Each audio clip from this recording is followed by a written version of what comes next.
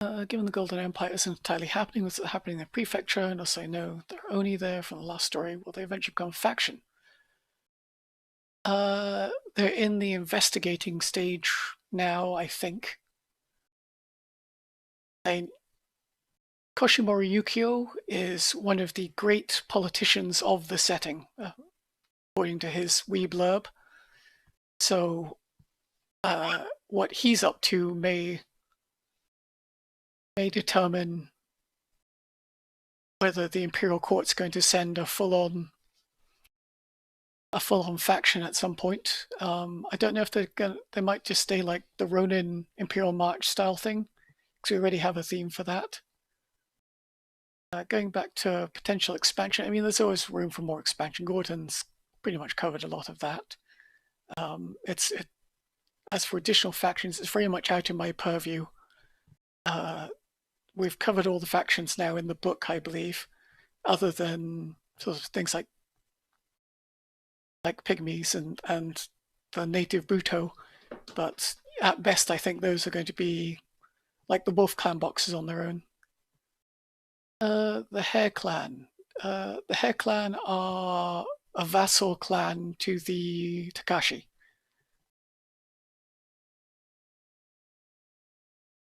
I can't remember which way the Golden Empire lies. I believe it's to the east, because that's where all the trade routes go. Let's have a look-see. Yeah, no, trade routes to the west. So, most likely, yes. Okay, back to the Hare Clan though. They're a bunch of warrior scientists, is the way I describe them. Sato Kyoshi is probably the best example of their type of person, type of individual. So he's very much a scientist who happens to be on the battlefield. If we see mortation from the Hare Clan, there'll probably be crazy guys running around like, you guys dig a pit here because this book I'm reading says so, and this will be good for the coming battle. That sort of thing. So you'll see a bunch of crazy old scientists, I guess. They're not technologically advanced, but they're quite advanced in, I guess, the theory of warfare rather than the actual practical applications of it. And, well, I mean, they're in theory independent, but they are very much a vassal clan to the Takashi. Right, I can actually check to see which way the Empire lies. I think Andrew's right, and it's to the west. Gulf of Three Brothers, carrying goods between.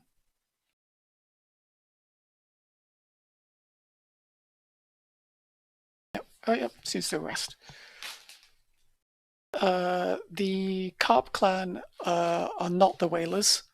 The Carp clan they trade in spices mostly. The Yoshida clan are the whalers, but it's a little unclear where they live. I want to say it's by Amakusa. I think it's somewhere in the Chrome Sea, actually.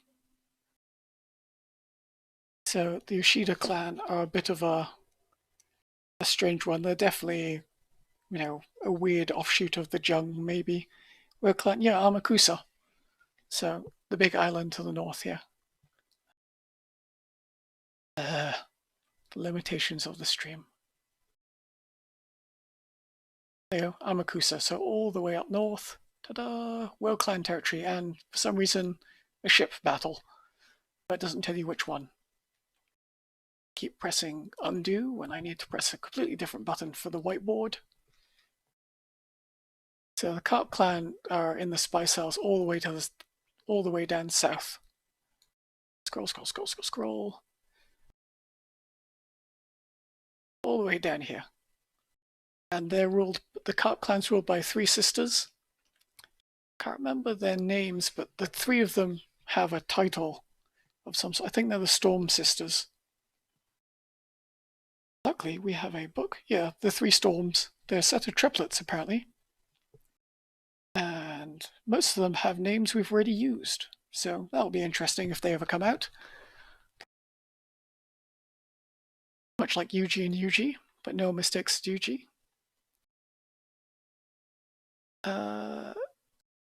Pretty much everyone's aware of the Bakemono. A lot of people still think the Bakemono are like a kid's story tale because it's quite a large area of territory. And the Bakemono mostly in the Garrison of the Damned, which is not marked on the map, but it's got to be somewhere in the Iron Mountains if it's in Minamoto territory. So people are aware of them, but not a lot of people think they actually exist. Or if you're not the Minamoto, you're like, oh yes, my cousin's uncle's dog once barked at a Bakemono sort of thing. But given that they're appearing more and more, and they're mentioned in several of the card blurbs now, I think everybody's aware that the Bakemono are back, and the Bakemono are an actual menace that needs to be dealt with when they do appear.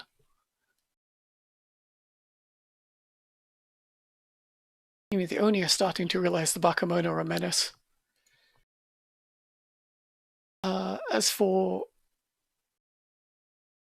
other Minamoto, the only ones who cleared the Bakemono, they're the only ones who have been charged with manning the Garrison of the Damned. That's their clan's responsibility. The Golden Empire, they've asked to collapse the tunnels leading to the Bakemono caves, but the Golden Empire has sent back word that the tunnels must stay open at all cost, at any cost. So the Minamoto are a little bit shafted by that one. So they've got a whole series of miniatures coming out involved with the garrison at some point. I can't tell you a schedule, but expect. One, Mary Jung has a title called The Third Storm, but given that Jung Marie is basically the head, she's nominally the head of the Jung pirates. She's probably the most respected of the captains, but she isn't the clan is a bit like the wildling tribes of Game of Thrones. There's lots of them, and they sort of follow one person, but they also have the option of just saying, "No, I don't want to follow you at all." Yes, it's also the name of her ship. Her ship is called the Third Storm.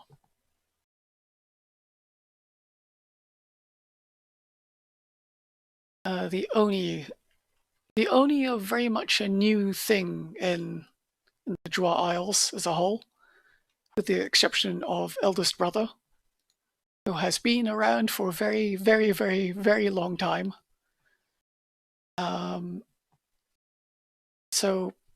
But the barrier between the worlds is thinning, so more and more Oni are coming through. And the Oni can remember everything of every soul they've ever consumed, and the souls that soul's consumed, and so on. So they have living memory of the last time they were in the Jwar Isles, the last time they were in this world. So that's why you see a progression from the early Onis who don't have armor, to models like Goro, who's got more interesting weapons, and he's wearing a helmet and shoulder armor. There's definitely progression there. Do the Jung have had any interest in the conflict between the dragon and the eagle? Yes, the Jung are opportunists. They are pirates, and when the war was going on, there was undoubtedly an awful lot of piracy going on, since neither of the upcoming ruling clans could deal with, or were too busy to deal with, rampant piracy. Jung Marie has also sworn to aid the Black Eagle, Hiroto, as he's returned to the Jwar Isles, much as I'd love them to be the Jung Isles. So she has a vested interest in helping him out. As for the current state of play, like Minato works in Ryu, and he's quite interested in maintaining his power at the docks. But whether he'll aid the dragon or whoever else, as long as I think he gets to keep the docks and do what he likes there, I don't think he cares at all. I don't think many of the Jung care who's in power.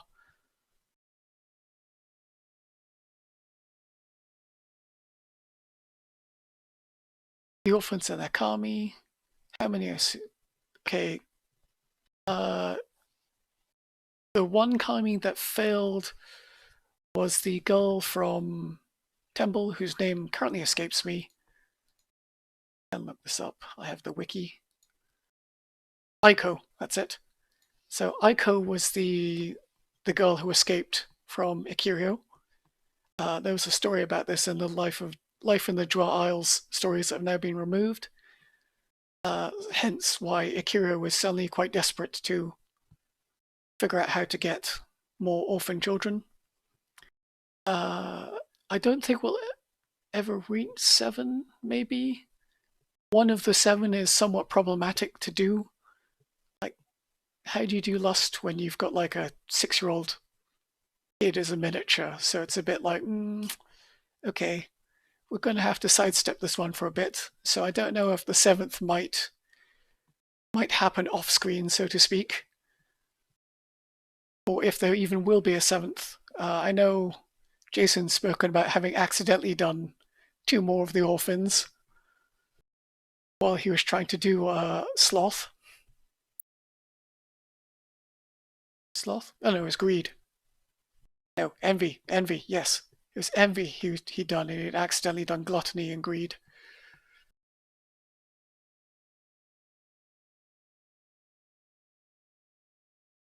Let's see, any other questions here? Back to the Savage Wave related stuff. So Temple, they were instrumental in defeating the previous Savage Wave, and they're aware that the barriers between worlds are getting thin, but no one's listening to them. They are of a different religion to the samurai clans. The samurai clans follow the path of Michi, which is essentially ancestor worship, whereas the temple follows the Sudarashi Baranasu, something like that. It's a bit hard for me to pronounce. Look it up. Dun, dun, dun, dun, dun. Subarashi, oh, I got it right. Subarashi Baranasu. So the samurai clan, and also when the Shiho tempted to seek refuge with the monks of the temple, the monks were like, no, we can't be involved in this. This is political. So that has not gone down well with pretty much any of the samurai clans, because these monks essentially represent a way for peasants to thwart the power centers of the samurai. So the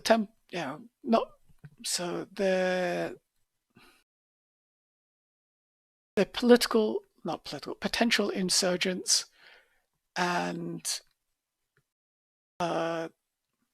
also of a different religion to the samurai clans. So not the most stable of ground between the two. KKZ clans have significant difference in the law. Right, we'll do the KKZ question first. There are 3 houses. There's only one Shadowwind clan. Okay, that's an interesting question about the other temple, but we'll go back. Stick with the KKZ first. So the Shadowwind clan has 3 houses: the Bleeding Moon, the North Star, and Long Shadow. And each house within the clan does something different. Whereas if you're asking if there are more clans outside of the Jwar Isles, no, not for the Shadowwind ninjas. There might be other ninja clans, but that's not something we've ever discussed or addressed in it. I won't say it can't happen, but who knows?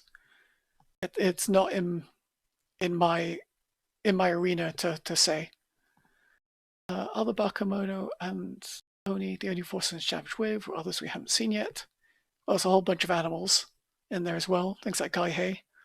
There's all that weird stuff coming in from World of the Red Sun, whose name, I don't think it has a name. So the Oni, and there's stuff from the Oni world, so it's probably stuff that hasn't come through yet. But there are enough different types of Oni and Bakemono for us to have our hands full already with just designing stuff. The other temple, there is another temple on the mainland, which is where all the animal people are coming from.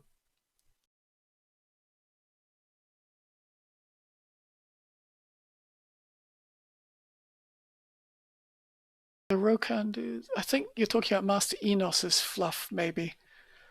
His story is he's essentially the keeper of a bunch of forbidden lore, which is too valuable to get rid of, but too dangerous to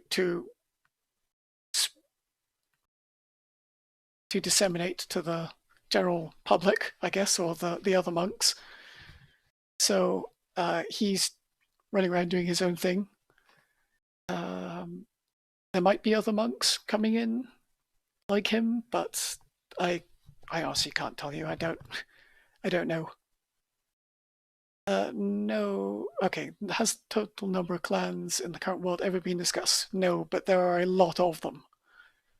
Like I said, the Jwar Isles is a very small part of the empire, because it's a frontier province, essentially. And I think there's close to... There must be close to 20 clans in there by now. The closest clan on the mainland is the Swan clan, who Takashi Hiro has married the daughter of that clan, I believe. Can't remember her name. I suspect she'll come up story-wise at some point. In Hero's too important. Yeah, Swan clan. Oh, it just says the daughter of Osamu. So they're the Suzuki. So no one knows what they're interested in. Read the fluff of Suke, but I will go have a quick look, see if that's...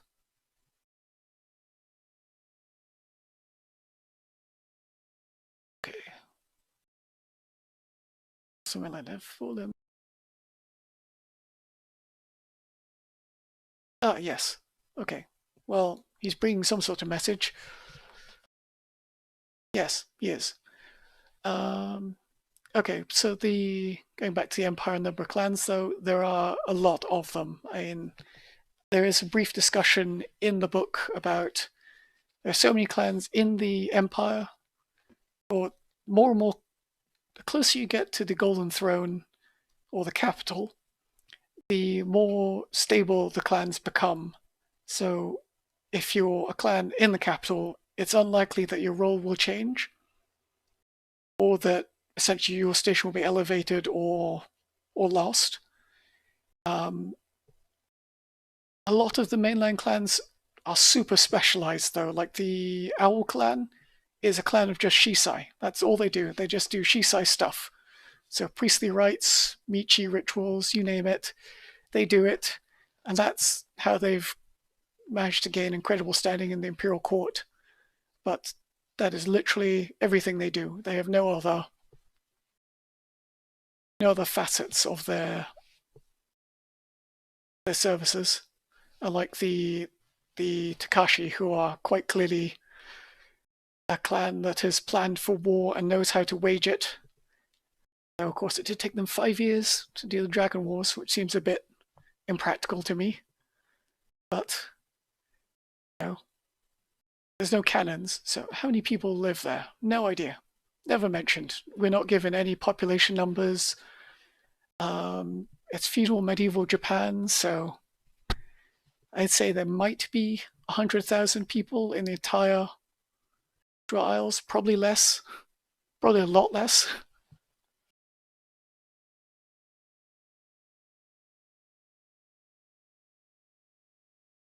Well, I don't know about the Owl Clan. I mean, they're only Shisai, but like I said, there's lots of specialized clans in the mainland. Uh, I'm sure we'll explore some of those at some point. I mean, I expect we'll get some Ronin profiles that will come from one of several clans. And we'll have to make up names for different ones and say what they do all of a sudden. But the Owl Clan is one explicitly mentioned.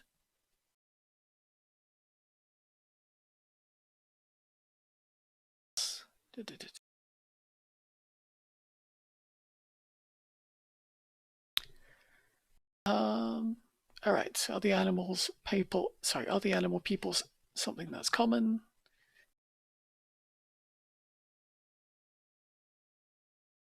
Okay, Tengu are regarded as mostly normal, as in, everybody's aware Tengu exist, and they've got legendary status. They live up in the mountains, but it's along the lines of I don't think very many people have seen a Tengu.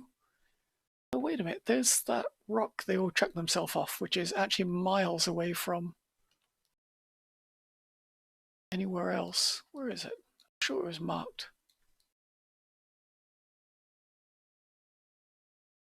Basically, when a Tengu gets too old to be able to fly on its own lonesome, sorry, to fly, well, too old to fly, too weak to fly, there's a special place they go to, a rock that they throw themselves off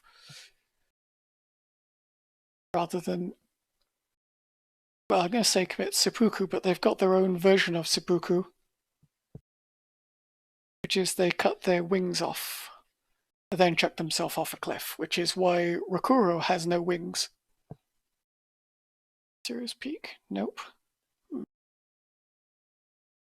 I'll have to look this up separately. It'll take me too long to find it unless I blunder into it the next page or so. Takawa's Talon. At the very peak of the Talon. What's a Talon?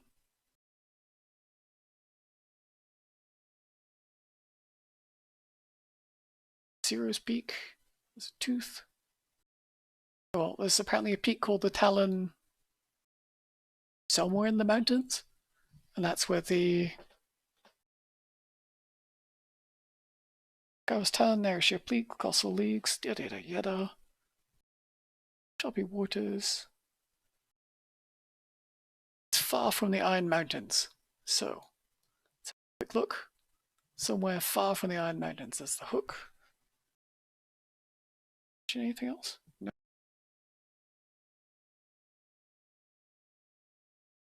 Alright, it's... Nope, I can't see this place where the Tengu chucked himself off the cliff.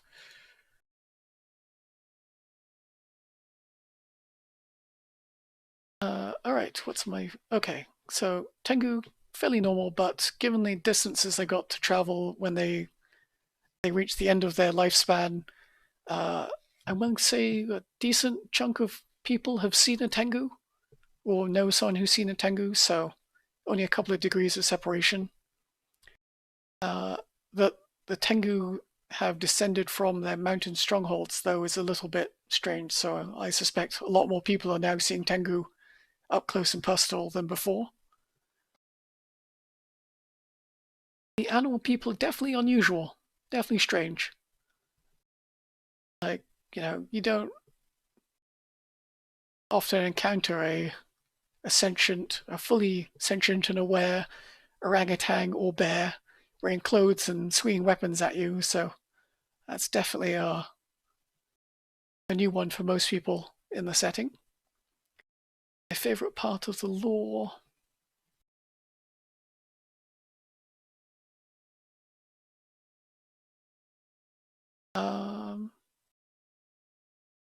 Not sure just yet.